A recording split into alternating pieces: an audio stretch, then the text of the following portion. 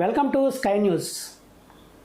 ఆధ్యాత్మిక చింతన, విశేష సేవలు అందిస్తూ అలానే హిందువులపైన, హిందూ దేవాలయాలపైన ఏదైనా దాడులు జరిగితే తక్షణమే స్పందిస్తూ ఉద్యమాలు, పోరాటాలు చేసే ఏకైక వ్యక్తి శివస్వామి.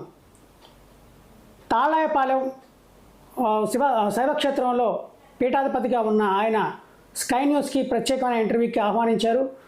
ఆయన అడిగి ప్రస్తుత రాజకీయ పరిణామాలు అలానే దేవాలయ సంబంధించిన విశేషాలకు సంబంధించి కూడా ఆయన నుంచి పూర్తి స్థాయిలో వివరణ తీసుకునే ప్రయత్నం చేద్దాం. సార్ నమస్తే అండి.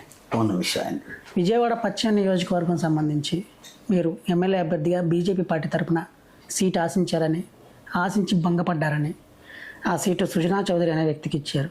అంటే దీనికి సంబంధించి అంటే ఎందుకు మీరు ఆ సీట్ దక్కించుకోలేకపోయారు? ఇక్కడ భంగపడటం అంటూ ఆ పదం అక్కర్లేదండి. ఎందుచేతంటే దీంట్లో నేనే కొంచెం ఆలస్యంగా ప్రయత్నం చేశాను. ఎందుకంటే ముందే మేలుకోవాలి, కొంచెం ఆలస్యంగా ప్రయత్నం చేయడం జరిగింది.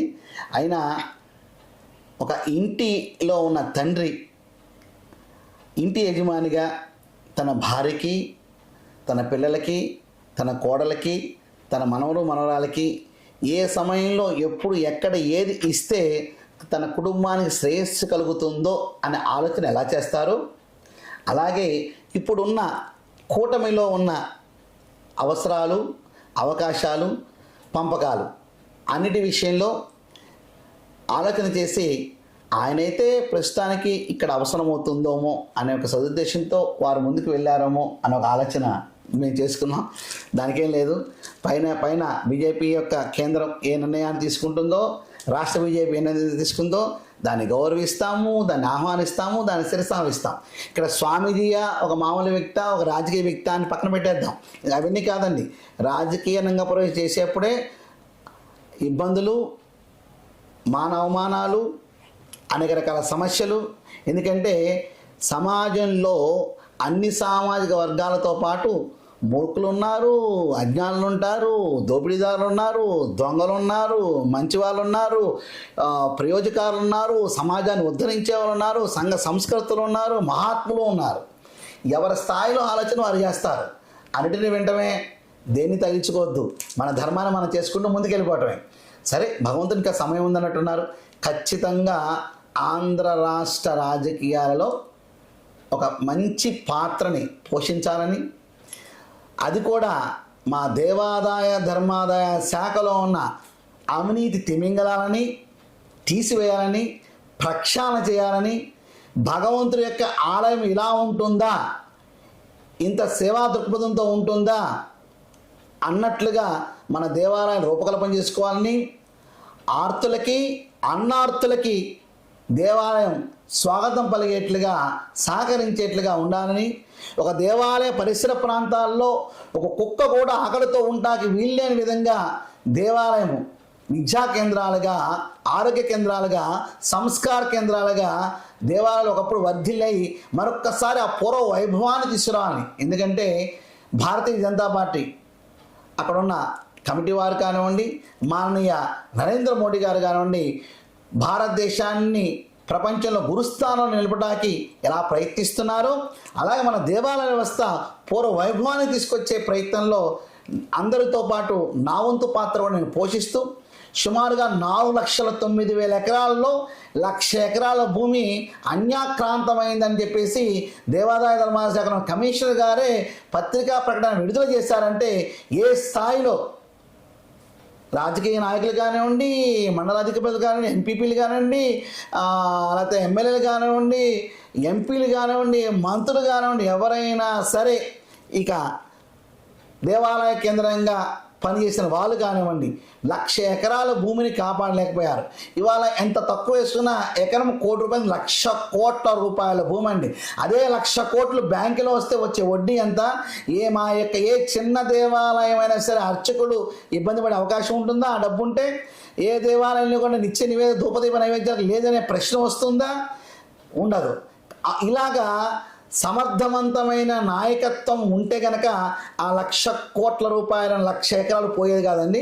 ఎవరికి వారు నా చిన్న బొజ్జకి శ్రీరామ రక్ష అంటూ నా వరకు ఇది చాలులే, నా వరకు ఇలా పూర్తి చేశాను కదా, నా వరకు ఇలా ఉన్నా కదా, అది తేనె తీగల తొట్ట, దాన్ని కదిలిస్తే నన్ను ఎక్కడ కుట్టేస్తాయో అంటూ శౌర్యపూర్తులు పోయి మరి రకరకాల వ్యక్తులు ప్రవేశించి వారి ప్రాబల్యానికి ఆస్తుల్ని పార్టీని అలా పెంచుకోవడానికి ప్రయత్నం చేస్తున్నా కానీ ప్రక్షాళన ఆ సామర్థ్యం భారతీయ జనతా పార్టీకే ఉంది. గంగా నదిని ఎలా ప్రక్షాళన చేశారో మా ఆంధ్రప్రదేశ్లో ఎండోమెంట్ అంత ప్రక్షాళన చేయాల్సిన అవసరం ఉన్నది. ఖచ్చితంగా పార్టీలో చేరినా అంతకుముందు చేరకుండా గత సంవత్సరానికి కూడా మేము ప్రక్షాళన చేయడం ప్రయత్నం చేస్తూనే ఉన్నాం.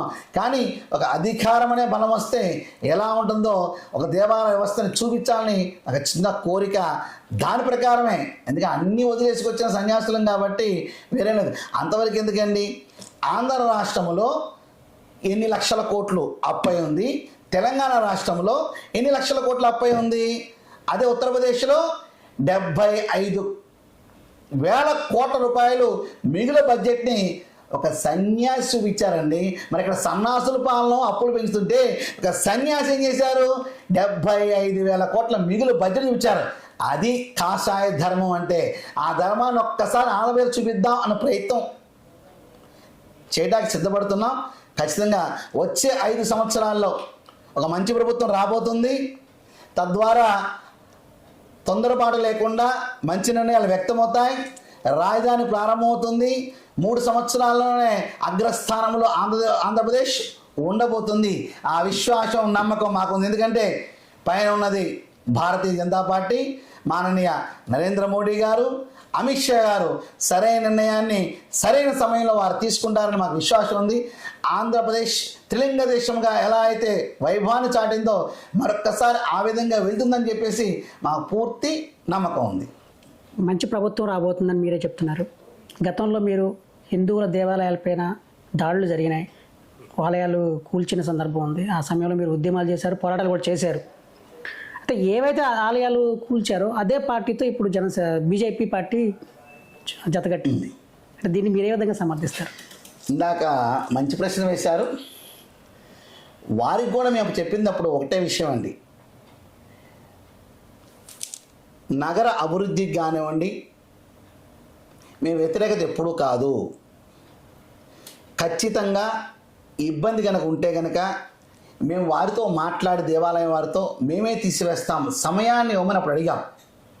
కానీ వారు అంత సమయం ఇవ్వలేకపోయారు. ఖచ్చితంగా అప్పుడు ఉద్యమం చేశాం. రేపు మంచి ప్రభుత్వం వస్తుందని చెప్పి అంటున్నాం కదా, ఒకవేళ వారు అటువంటి ప్రయత్నం చేస్తే ఖచ్చితంగా ప్రశ్నిస్తాం, ఎదిరిస్తాం. ధర్మం రక్షిత ఎక్కడ తగ్గవండి. ఖచ్చితంగా అదే ధర్మం మీద ఉంటాం. కాకపోతే అభివృద్ధి పేరుతో వారు ముందుకెళ్ళారు. కానీ ఇప్పుడేం జరుగుతుందండి, అభివృద్ధి ఏమో తెలియదు కాదు, అభివృద్ధి అనేది దేవుడు ఎరుగు. అసలు 400 పైచులుగా అక్కడ 40 దేవాలయం మీద ఇబ్బంది జరిగింది.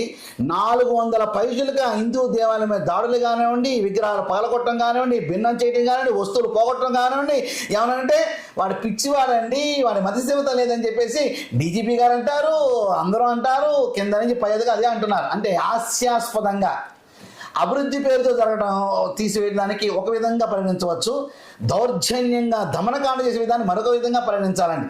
రెండింటినీ ఏదైనా ఆలయ ధ్వంసాన్ని భావించినా కూడా దీని యొక్క తూకం వేరుగా ఉంది, దీని యొక్క తూకం వేరుగా ఉంది. ఇవాళ 200 కొండల మీద శిలువులు పెట్టి ఉన్నాయి. ఒక పెద్ద ఆయన ఒక శిలువు పెట్టేస్తే 5 లక్షలు 10 లక్షలు ఇస్తున్నారంట, మాకు వార్తలు ఉన్నాయి.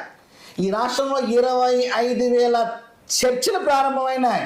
ఏ ప్రభుత్వ స్థలమైనా ఆక్రమించుకొని కట్టేది ఎవడొస్తాడో చూద్దామంటున్నారు. ప్రశ్నిస్తే పోలీసుల ముందుకు వస్తారు, గుండాయుధం అంటారు, ఇంటికి తీసుకెళ్తారు, లోపలేస్తారు, దిక్కుమాల కేసులని పెడతారు. ఆహాహా, ఏమి రౌడీ రాజ్యం అండి. కావున ఖచ్చితంగా ఒక మంచి ప్రభుత్వం రావాలని మేము అనుకుంటున్నాం, వస్తుందని భావిస్తాం. ఎందుకంటే కేంద్రం యొక్క అజమాయిషి ఉంటుంది. అలాగే ఈ రోజున రాష్ట్రంలో ఒక గొప్ప చైతన్యం, మళ్ళా వేరుగా అనుభాగంగా స్వామివారి ఇలా మాట్లాడుకుంటానని ఒక చైతన్యం మాన్యశ్రీ పవన్ కళ్యాణ్ గారు. ఖచ్చితంగా ఆయన వరవడి ఆయన ఆలోచనలు ఈ ప్రభుత్వం మీద ఉండబోతున్నాయి. తద్వారా ఒక మంచి పరిపాలన మనం చవి చూస్తామని పూర్తి విశ్వాసం ఉంది. అమరావతి రాజధానికి సంబంధించి మీరు కూడా గతంలో యాగాలు పూజలు లాంటివి కూడా చేశారు సాధన కోసం. అమరావతి సాధన నేపథ్యంలో ఎన్నికలు జరిగాయి. ఈ ఎన్నికల్లో ప్రజా తీర్పు వ్యతిరేకంగా ఉంటే, ఒకవేళ వైసీపీనే మళ్ళీ అధికారంలోకి వస్తే రాజధాని అంశం అక్కడితో భూస్థాపితం అయిపోద్దంటారా? ఎట్టి పరిస్థితులు కాదండి. ఒక అంగుళం భూమి కూడా ఇక్కడ ఇబ్బంది జరగదండి. రాజధాని ప్రారంభమవుతుంది. ఒకవేళ మీరంటే వైసీపీ ప్రభుత్వం వచ్చి వైజాగ్ అన్నా కూడా వారు కూడా తమ నిర్ణయాలు మార్చుకోవాల్సిందే. ప్రజల మనోభావాలను దెబ్బతీసే అవసరం ఏ యొక్క ముఖ్యమంత్రికి ఉండకూడదండి. ప్రజల యొక్క మనోభావాలను గౌరవించాలి. అయినా ఇప్పుడు వచ్చే ప్రభుత్వాల యొక్క పర్సెంటేజ్ చాలా తక్కువలో వస్తాయి. ఏ ప్రభుత్వాలు వచ్చినా కూడా ఓటింగ్ శాతం ఒక 4-5% లోపే ఉంటాయి. ఎందుకంటే తగ్గాపోరుగా ప్రయత్నాలు జరిగినాయి. కాబట్టి ఎట్టి పరిస్థితుల్లో రాజధాని మాత్రం ఇక్కడే ఉంటుంది. కేంద్ర ప్రభుత్వం కూడా తీర్మానం చేసిన రాజధాని ఇక్కడే ఉంటుందని బల్ల కొద్దీ చెప్పారు. మరి ఈ 5 సంవత్సరాల్లో ఒక పారిశ్రామిక విధానం లేదు. సుమారుగా 300 నుంచి 800 రూపాయల నుండి ఇసుక 3000 రూపాయలు అయిపోయింది. పన్నులు లేవు. అందరూ అప్పులు చేసి బతుకుతున్నారు. ఒక వ్యాపారం లేవు. ఒక ఓపెనింగ్ లేదు. 2-3 ఓపెనింగ్ చేశారండి. చూసాను పేపర్లో, టీవీలోనో. ఒక బార్బర్ షాపు, లాబరేటరీ షాపులు 2 ఓపెన్ చేశారు ఈ ప్రభుత్వం వచ్చిన తర్వాత. అవి మాత్రం చూసాము. కాబట్టి మేము ఈ ప్రభుత్వం ఆ ప్రభుత్వం అని పేర్లు పెట్టుకోకుండా మాకు అందరం సమానంగానే చూస్తాం. ఎప్పుడైతే ప్రభుత్వాన్ని పరిపాలన చేసే ఆ రాజుగారు సరైన నిర్ణయాలు లేకుండా ఒక వర్గానికో కులానికి కొమ్ము కాశారనుకోండి, అప్పుడు రాజగురువులుగా ఉన్నవాళ్ళు లేకపోతే రాజు కాషాయం ధరించిన మహానుభావులు ముందుకు రావాల్సిందే. వారికి మంచి విషయాన్ని బోధించవలసిందే. సంస్కారవంతులుగా తీర్చవలసిందే. కాబట్టి ఏ ప్రభుత్వం అధికారంలోకి వచ్చినా వారు ధర్మానికి వ్యతిరేకంగా పనిచేస్తే ప్రశ్నిస్తాం. మరియు మేము ఖచ్చితంగా మా విధానాన్ని ప్రకటిస్తాం. ప్రజల మనోభావాలని చెప్పి మీరు చెప్తున్నారు. రాజధాని అంశం అనేది ప్రజల మనోభావాల మీద దెబ్బ కొడుతున్నారు అంటున్నారు. ఒకవేళ రాజధాని అంశం ప్రజల్లో బలంగా లేదనే తీర్పు ఎవరైతే వైఎస్ఆర్సీపీ ఉందో, రాజధాని వ్యతిరేకిస్తుందో 3 రాజధానులు కావాలని ప్రజా తీర్పు ఆయనకే మొగ్గు చూపితే ఆ మనోభావాలు రాజధాని మీద ప్రజలకి పెద్దగా లేనట్టేననుకోవాలా? అసలేమి కాదండి. రాజధాని ఇక్కడ కావాలి అని పెట్టినప్పుడు అసెంబ్లీకి సాక్షిగా మాన్య శ్రీ జగన్మోహన్ రెడ్డి గారు 30,000 ఎకరాల భూమి నాకు కావాల్సిందే, ఇది కరెక్ట్గా నేను మద్దతు తెలుపుతున్నాను అని చెప్పాలి. అసెంబ్లీ సాక్షికి చెప్పారా లేదా? మరి మడమ తిప్పము అన్న మహానుభావుడే మడమ తిప్పి ప్రజలకి 3 రాజధానులు చెప్పి కొత్త సిస్టమ్ తీసుకొచ్చి, అంటే మా అంచనా ప్రకారం డబ్బులు లేవు, పనిచేయాలి, ఎవరో ఒకరు పడితే పిచ్చి పిచ్చిగా పనిచేయాలి, ప్రజలను తాగిచ్చేయాలి, తర్వాత మనమే రకరకాల కంపెనీలతో వైన్స్ కూడా బార్లు ఇవ్వాలి, ఆ మందు సీసాలను ఇవ్వాలి, సొంత ఖజానాలో డబ్బులు వెళ్ళిపోయాయి. ఆ రకం కనపడింది. కానీ ఒక్కటి కూడా సరైన విధానంతో పరిపాలన సాగని చెప్పి అనుకోవట్లేదు. మేధావులు కానీ, యువకులు కానీ, పారిశ్రామికవేత్తలు కానీ, పనివారు కానీ అందరూ కూడా ఏ రకంగా చూసుకున్నా కూడా ఈ వ్యవస్థలో మనం ఖచ్చితంగా మార్పును ప్రజలు కోరుకుంటున్నారు. రాజధాని విషయం వచ్చేసరికి ఖచ్చితంగా రాజధాని ఇక్కడ ఉండాల్సిందే. కేంద్రం తెలియపరిచింది. కేంద్రంలో పార్లమెంట్ సాక్షిగా నిర్ణయం తీసుకుని మ్యాప్లో కూడా మా రాజధాని అమరావతి అని డిక్లేర్ చేసిన తర్వాత దాన్ని మార్చే హక్కు లేదు. కాకపోతే కొన్ని కంపెనీలు తీసుకెళ్ళవచ్చు, లేకపోతే కొన్ని కోర్టుని హైకోర్టుని పక్కన పెడతామని కొన్ని నిర్ణయాలు తీసుకున్న హక్కు మాత్రం ముఖ్యమంత్రి గారికి ఉంటుంది. కానండి రాజధాని పూర్తిగా మార్చే హక్కు వారికి ఎప్పటికీ లేదు, అది ఉండదు. అంతకన్నా మరొకటి లేదు. డబ్బులు ఎలాగూ లేవు. 3 రాజధాని పేర్లు తీసుకొచ్చామనుకోండి, జనాల యొక్క మైండ్ సెట్ అంతా మార్చేసుకోవచ్చు. 4 ఏళ్ళు గడిపేస్తున్నారు, గడిపేసుకున్నారు. అంతకన్నా ఏం లేదండి. అధికార పార్టీ వైఎస్ఆర్సీపీ పైన మీరు వ్యతిరేకతగా ఉన్నారు. అసలు వ్యతిరేకత కాదండి. అసలు వ్యతిరేకత కాదు. మాకు ఏ పార్టీ మీద వ్యతిరేకత కాదు. వారు పనుల మీద వ్యతిరేకత, వారు చేసే పనుల మీద వ్యతిరేకత, వారి నిర్ణయాల మీద వ్యతిరేకత. ఎందుకంటే ముఖ్యమంత్రి స్థానం యోగం లేని ముఖ్యమంత్రి పదవిలో కూర్చోరు కదా, అది కూడా భగవంతుని నేను భావిస్తాం కదా. అది అతను క్రిస్టియనా, ముస్లిమా, హిందూ అనేది పక్కది. రాజకీయ వాతావరణంలో, ప్రజాస్వామ్యంలో ప్రతి ఒక్కరికి ఆ పదవిని పొందే హక్కు ఉందని చెప్పి కేటాయించారు. రాజ్యాంగాన్ని మేము గౌరవించుకున్నప్పుడు వారు వద్దని కాదని హక్కు మాకు ఎలా ఉంది? వారి నిర్ణయాలు బాగలేదు, పార్టీతో మాకు సంబంధం ఉందండి. వారు ఆ నిర్ణయాలు మంచిగా ఉన్నాయనుకోండి, మేము సహకరిస్తాం, ఖచ్చితంగా సహకరిస్తాం. ఎందుకు సహకరించమండి? కాకపోతే ఉచితాలు ఏంటండి? ఎందుకు ఇవ్వాలి ఉచితాలు ఎందుకు ఇవ్వాలి సార్? అంతవరకు ఎందుకండి? ధర్మ విషయం వస్తే ఏ ప్రభుత్వం అయినా సరే విషయం పక్కన ఉంచండి. మీ ప్రజల కోసమే నేను పుట్టాను, మీ ప్రజల కోసమే నేను నడకయాత్ర చేస్తున్నాను, మీ ప్రజల కోసమే నేను వచ్చానని చెప్పేసి అన్ని పార్టీలు చెప్పుకుంటున్నాయి కదా, చెప్తున్నాయి కదా. ఒకసారి వారి ఆస్తులు ఇచ్చామనండి. మా ప్రస్తుతం అప్పుల్లో ఉన్నాం కదా, వారి ఆస్తులు ప్రజల కోసం ఇచ్చామనండి. మా పన్నులు కట్టాలి, మనం కట్టే పన్నుల మీద, మనం బట్టి అన్ని రకాల విధానాల మీద ఆ డబ్బుల్ని ఇటు పంచుతాం అటు పంచుతాం అని చెప్పేసి బస్సులు ఫ్రీగా ఇస్తాం, ఇంకోటి ఫ్రీగా, ఇలా చెల్లా చెదరు చేసి మీ పైచ్యానంతా ప్రకటిస్తున్నారు. కానీ సరైన ధనము సరైన ప్రజలకు చేరుతుందా, సోమరపోతులుగా తయారు చేస్తున్నామే, అలా లేకుండా వ్యవస్థను ఉంచాలని చెప్పేసి ఆలోచన ఎవరికైనా ఉందానని ఖచ్చితంగా రాజకీయ పార్టీని ప్రశ్నిస్తున్నామండి. ఖచ్చితంగా ప్రశ్నిస్తాం.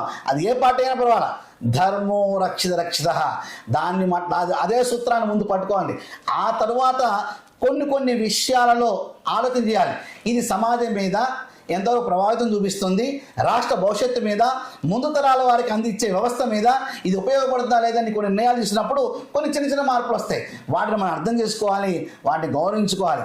మాకు పార్టీల మీద కోపం ఉండదు, ముఖ్యమంత్రి గారి మీద కోపం ఉండదని, వారి నిర్ణయాల మీద కోపము, మత మార్పుల మీద మా కోపం, దాని మీదనే ప్రకటన తెలియపరుస్తున్నాం. అంటే మొత్తం మీద ఏవైతే ఆ దేవాదాయ శాఖ ప్రక్షాళన జరగాలని చెప్పి మీరు భావిస్తున్నారో, ప్రజెంట్ బీజేపీ కూటమి అధికారంలోకి వస్తే అదే దేవాదాయ శాఖను మీరు విజ్ఞప్తి చేసే అవకాశం ఉందా ప్రక్షాళన చేయాలని? ఖచ్చితంగా అండి, ఖచ్చితంగా. అసలు దేవాదాయ ధర్మాదాయ శాఖ ఒక యోగ్యుడైన వ్యక్తికి మంత్రి పదవిగా ఇస్తే అతని ద్వారా మేము మా మఠపీఠ ఆశ్రమతులందరూ కూడా సంఘ సంస్థలు కొంతమంది తీసుకుని వారికి సరైన సూచనలు ఇస్తూ సరైన విధానంతో దేవాలయ వ్యవస్థ వెళ్ళాలని, మా హిందూ దేవాలయ ధనాన్ని ఇతర మతాలకు మళ్లించిన ఘట్టాలు ఎదురైనాయండి, మళ్లించకుండా ఉండాలని, అలాగే ఏదైతే దేవాలయ వ్యవస్థలో సక్రమంగా ఉండాలనుకుంటున్నామో దాని తగ్గ విధి విధానాలని మేము ఆల్రెడీ రూపకల్పన చేసే ఉంచాం. దాన్ని కొంత వారికి అందజేస్తాము. వారి ద్వారా ఒక మంచి వ్యవస్థని ఈ ఆంధ్ర రాష్ట్రంలో తొందరలో చూడబోతున్నాం అనే విశ్వాసం మాత్రం ఖచ్చితంగా ఉందండి. మొత్తంగా అయితే దేవాదాయ శాఖ ప్రక్షాళనే తన అంతిమ లక్ష్యమని, అందులో భాగంగానే రాజకీయాలు అలానే ఎమ్మెల్యే అభ్యర్థిగా పోటీ చేసేందుకు సుముఖత వ్యక్తం చేశామని, అయితే ఎవరొచ్చినా సరే ప్రభుత్వాలతో సంబంధం లేకుండా వారందరికీ కూడా దేవాదాయ సంరక్షణ అలానే హిందూ దేవాలయాల సంరక్షణే తమ అంతిమ లక్ష్యమని, అదే మేము ప్రధానంగా డిమాండ్ చేస్తామని చెప్పి శివస్వామి చెప్తున్నారు. కెమెరామెన్ నాగేశ్వరతో సత్య, స్కై న్యూస్.